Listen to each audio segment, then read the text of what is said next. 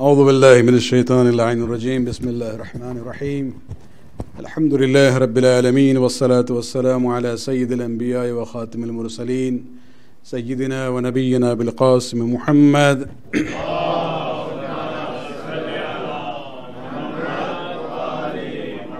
وعلى أهل بيته الطيبين الطاهرين المعصومين واللعنة الدائمة الباقية لأعدائهم من الآن إلى قيام يوم الدين.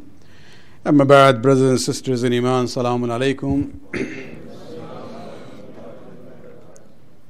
During the blessed month of Ramadan this year, we have selected Surah number 65 of the Quran, which is known as Surah at-Talaq. And this is the 7th evening that we have.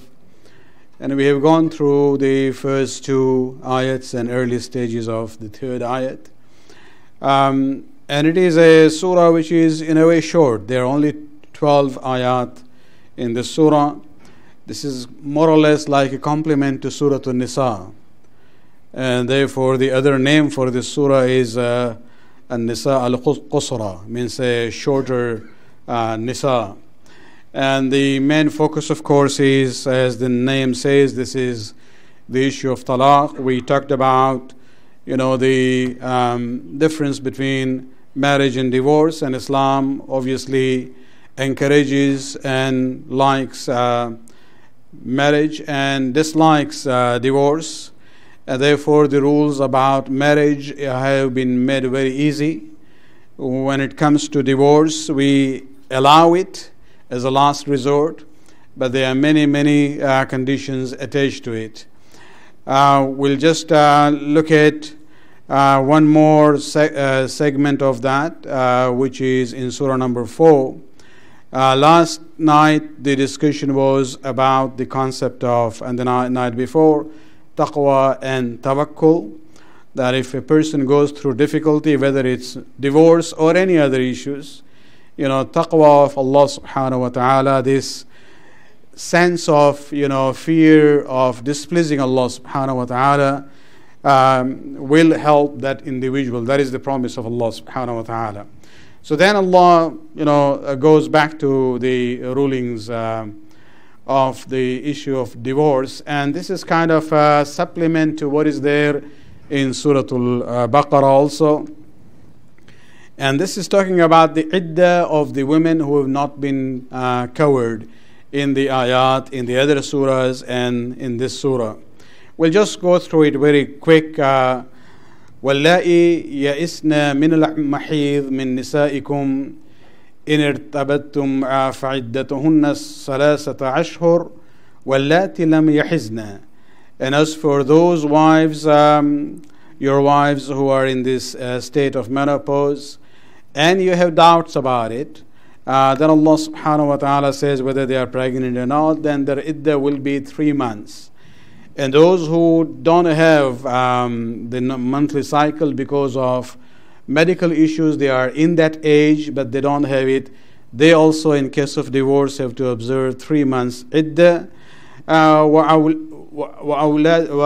الْأَحْمَالِ أَجَلَهُنَّ أَنْ يَضَعْنَ حَمْلَهُنَّ. But as for the pregnant women, if the husband divorced them, then the term of iddah would be till the birth of the child. So it's not months, it's actually the birth of the child. And during that time, the husband has to provide for that pregnant wife of his. We'll come to the last sentence there later on. And so the rulings that we see in this ayat are kind of very simple. And it is basically complement to what was there in Surah Baqarah, ayat number 228, where Allah subhanahu wa ta'ala mentioned 3 months as the normal iddat period. But then he talks about the issue of those who are not in that, they already passed that age, and they don't have to observe iddah. But if there is a doubt of pregnancy or something like that, based on the ahadith of the Ahlul Bayt, in tafsir of this ayat, then they also need to observe 3 months. And also the women who are, relatively young, but don't have that because of medical reasons or whatever, again 3 months would be the iddah.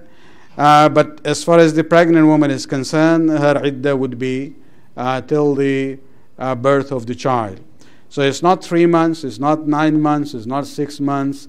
As soon as the birth takes place, the iddah will come to the end, even it is a week after talaq. So there is no issue of months there. It is the wiladat and the birth of the child, which is the criteria.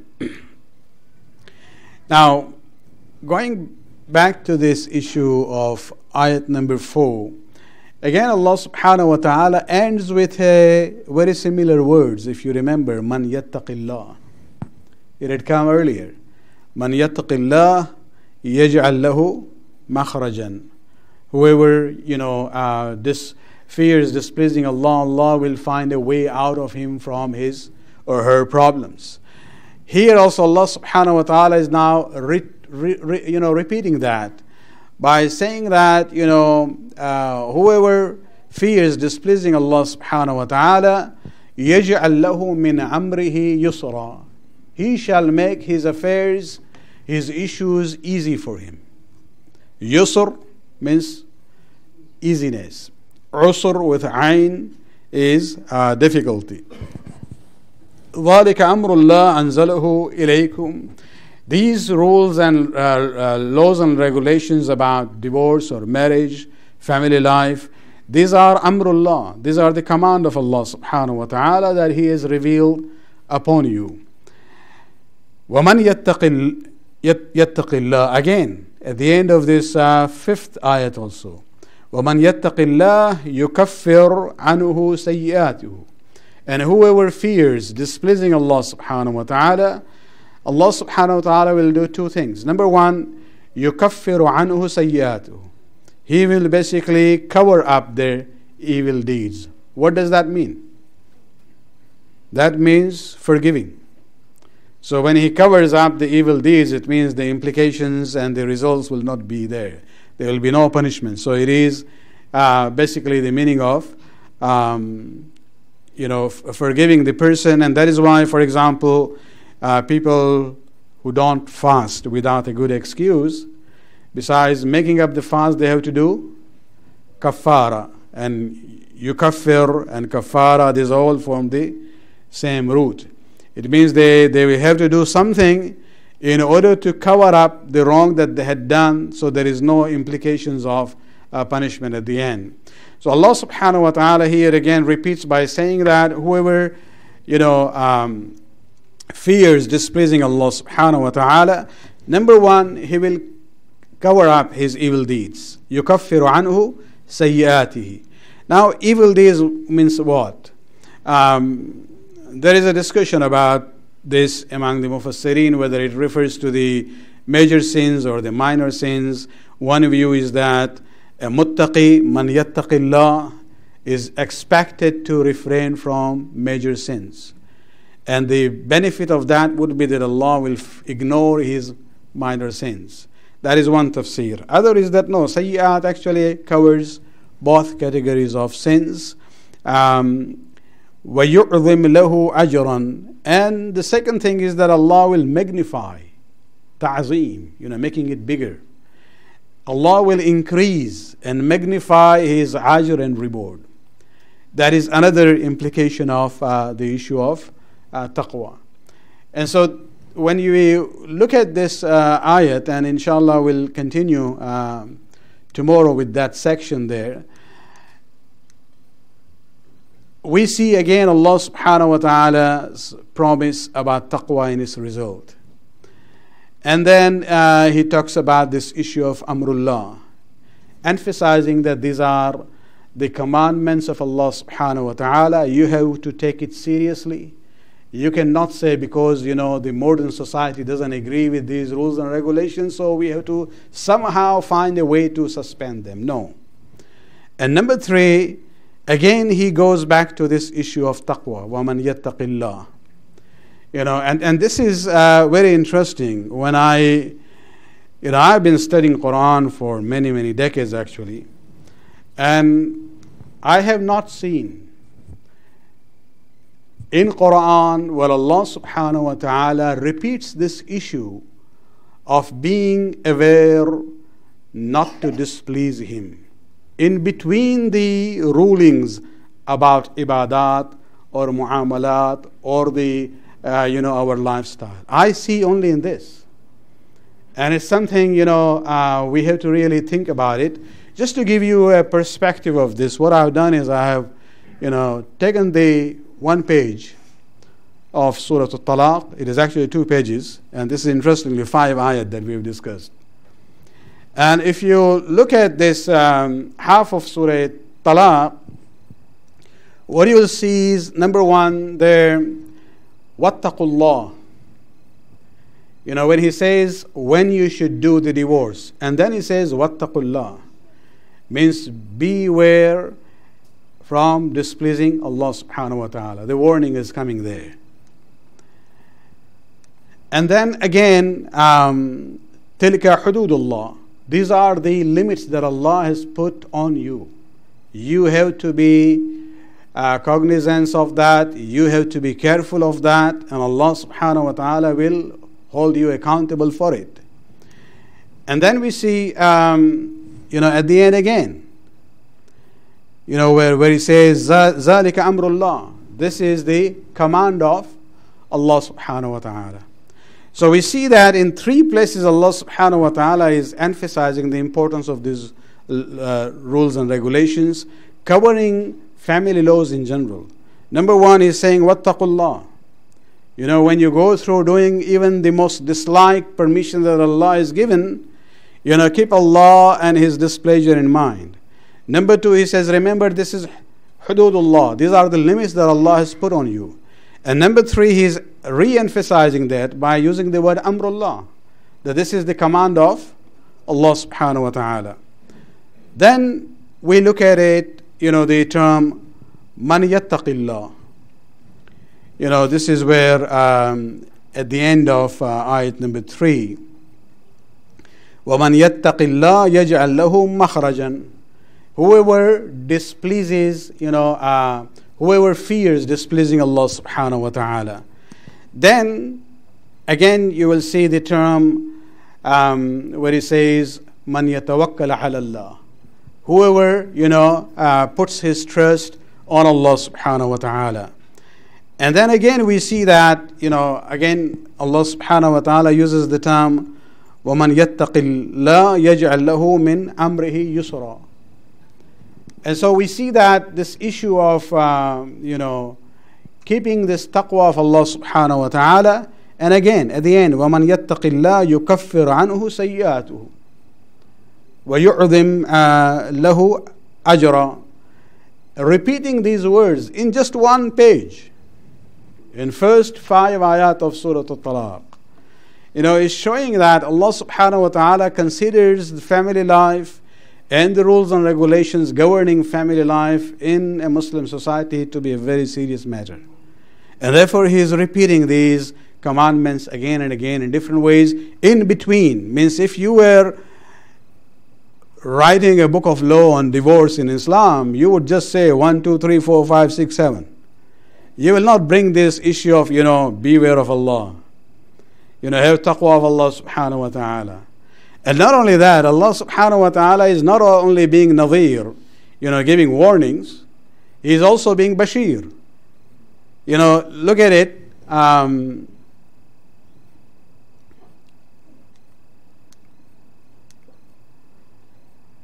وَمَنْ يَتَّقِ اللَّهِ. In the first place where he says, whoever fears displeasing Allah subhanahu wa ta'ala, يَجْعَلْ لَهُ مَخْرَجًا. He will find an escape, an exit, or a way out from the problem that a person finds himself or herself into it. That's one, basharat and good news. It is a promise of Allah subhanahu wa ta'ala. Then he says, not only that, وَيَرْزُقُهُ مِنْ حَيْثُ لَا يَحْتَسِبْ. He will provide for him, give him rizq from the areas that he would not, the sources that he would not even think of it. And then again we see وَمَنْ يَتَوَكَّلَ عَلَى اللَّهِ. And whoever puts his trust on Allah subhanahu wa ta'ala, فَهُوَ حَسْبُهُ. Allah says He is sufficient for that person. He doesn't have to then worry about any other source. Going down again, where Allah subhanahu wa ta'ala again is saying, وَمَنْ يَتَّقِ اللَّهَ يَجْعَلْ لَهُ مِنْ أَمْرِهِ يُسْرًا. This is the ayat we discussed today. That whoever, fears displeasing Allah subhanahu wa ta'ala, Allah will make his issues, his affairs, his matters, easy. And this is where, again, the promise of Allah subhanahu wa ta'ala is there. And again, وَمَنْ يَتَّقِ اللَّهَ. Again, his promise is coming in. يُكَفِّرْ عَنْهُ سَيِّئَاتُهُ. He is going to cover his sins. And not only that, وَيُعْظِمْ لَهُ أَجْرًا. He is going to magnify the ajr and the reward that he is going to give to that individual. And when we look at it all together here, this is where we see that, Allah subhanahu wa ta'ala has really gone out of his way to emphasize the issue of taqwa in the most difficult thing that a person might end up doing, and that is the talaq. The most disliked permission that Allah subhanahu wa ta'ala has allowed. But again, the whole issue is that the message of taqwa and the result of the taqwa, or the promise that Allah subhanahu wa ta'ala has given, is not only in the context of talaq and marriage. It is a universal message. In whatever we do, if we have that taqwa of Allah subhanahu wa ta'ala, then Allah's blessings in different forms would be there. Salawat pranay para.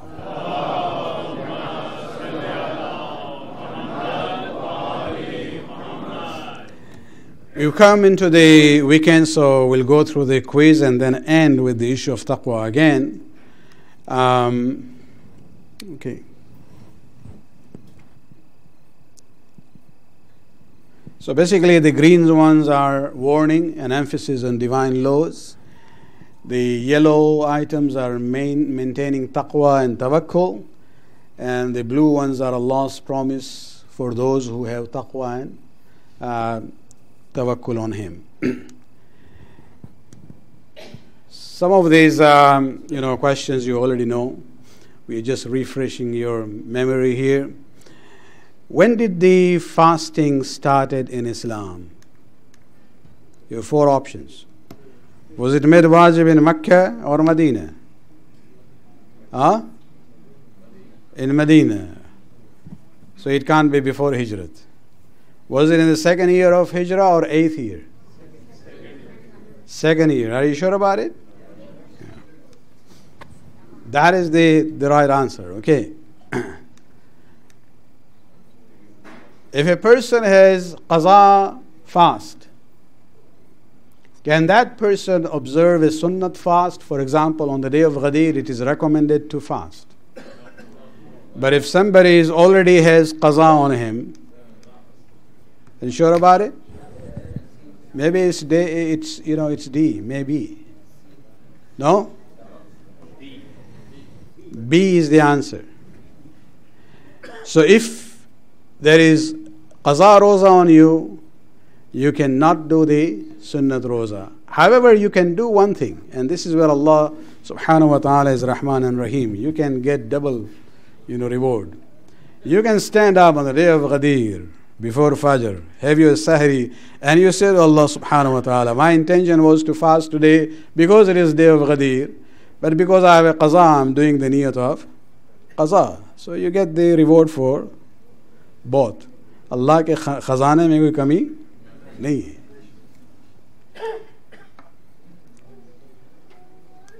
If a person has qaza namaz, salah, can he observe a sunnat namaz? For example, nafila or nafila of maghrib? But you said no in roza.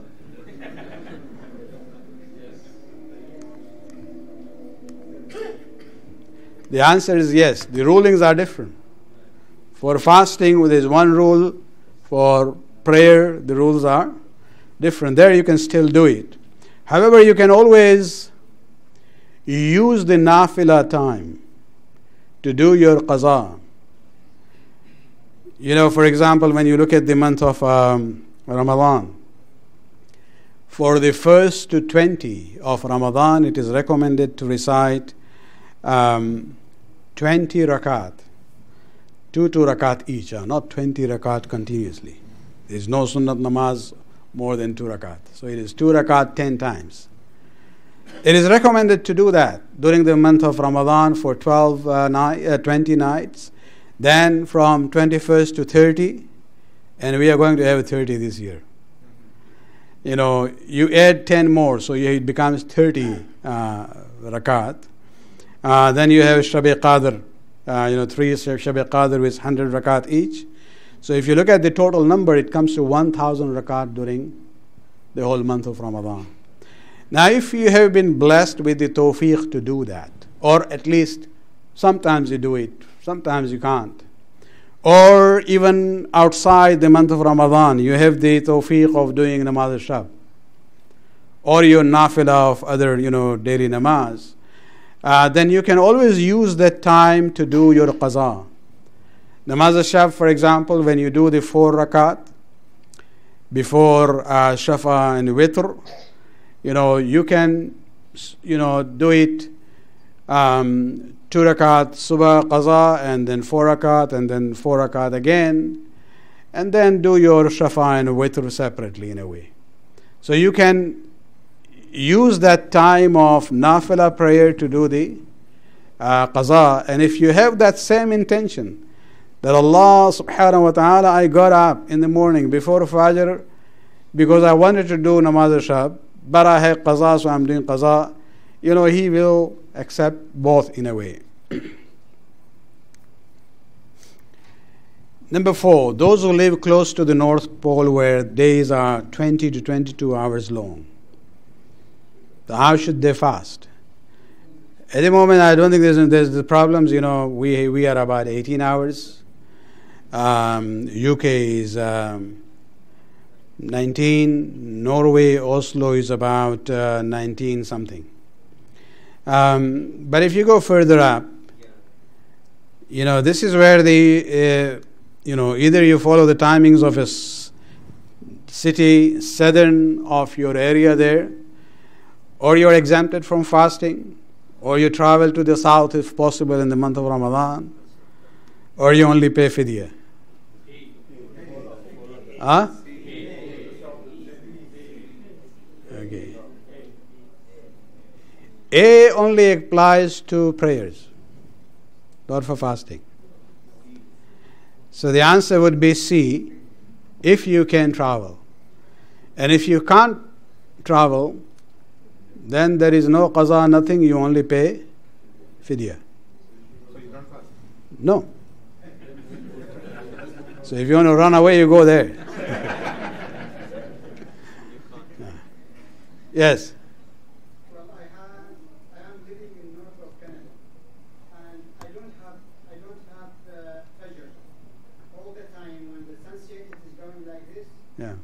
So shining. So I don't know what to do. But for me, I just break my fast when it is sunset because I can see the How long is your day there? the day is long. It's about I fast about 23 hours. Okay. Okay, but because Sayyid, Yes. because the Maghrib, I can see the sunset, okay, but there is no Fajr is an issue there for is you. no Fajr. Yeah. There is no night, there is no dark, Yeah. only the sunset, and it is moving. It is more shining than now. Yeah. More. Yeah. So it is. So for me, I take one breakfast till second day. Another time. If you can do that without, harming yourself health-wise, it's okay. But if it becomes unbearable, then you have that option. You just pay fidya, or, if you travel, you do it at the time. For the prayers, you can which part of Canada you are? Okay. Probably you should be able to follow the timing of Edmonton. That would be the closest to you. Yeah.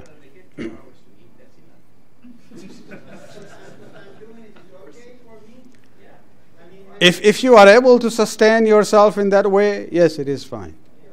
Yeah. In which surah does Allah subhanahu wa ta'ala talk about fasting? Surah Al-Imran or Surah Baqarah or Surah Al-Kawthar? Huh? It is Surah Baqarah.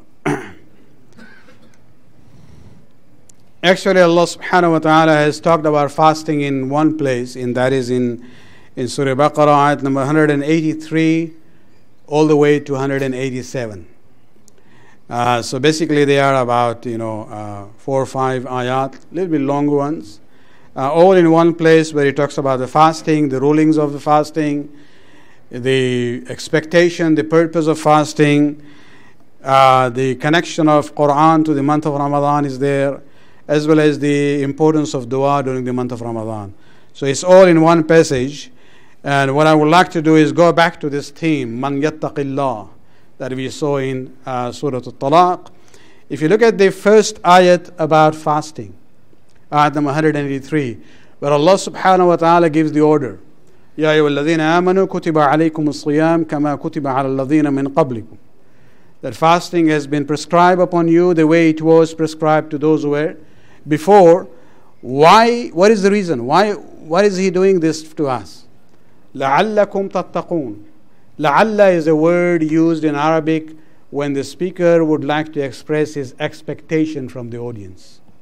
And so he's saying, hopefully you will acquire taqwa or maintain the taqwa that you have and increase into it. And then after going all the rulings that he has, at the end Allah subhanahu wa ta'ala ends by saying, تِلْكَ حُدُودُ اللَّهِ. These are the limits that Allah has put upon us. فَلَا تَقْرَبُوهَا. Do not even go close to it. He's not talking about violating it. He says don't even go close to those limits that He has imposed on you. كَذَلِكَ يُبَيِّنُ اللَّهُ آيَاتِهِ لِلنَّاسِ. This is how Allah subhanahu wa ta'ala explains His ayat to the people. Look at the last words of the last ayat in that section. لَعَلَّكُمْ تَتَّقُونَ لَعَلَّهُمْ يَتَّقُونَ. Ending with the same thing. And this is where we come to realize that the main purpose of fasting is to acquire taqwa, this consciousness of Allah's presence in our life. Whatever we do, we should have this taqwa of the fear of basically the fear of displeasing Allah subhanahu wa ta'ala. May Allah subhanahu wa ta'ala increase our tawfiqat, accept our amal, and increase the tawfiq during the remaining month of Ramadan. And may He always keep us on the path of Muhammad and Ali Muhammad salawatullah ajma'een.